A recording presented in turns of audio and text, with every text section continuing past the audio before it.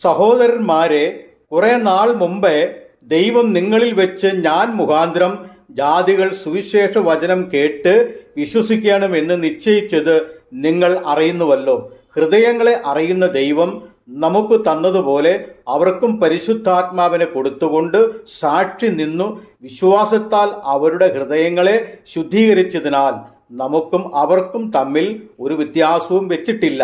ആകയാൽ നമ്മുടെ പിതാക്കന്മാർക്കും നമുക്കും ചുമപ്പാൻ കഴിഞ്ഞിട്ടില്ലാത്ത നുകം ശിഷ്യന്മാരുടെ കഴുത്തിൽ വെപ്പാൻ നിങ്ങൾ ഇപ്പോൾ ദൈവത്തെ പരീക്ഷിക്കുന്നത് എന്ത്?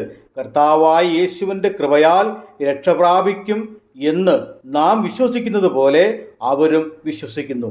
അപ്പോസ്തല പ്രവൃത്തികൾ 15-ാം അധ്യായം 7 മുതൽ 11 വരെയുള്ള വാക്യങ്ങൾ.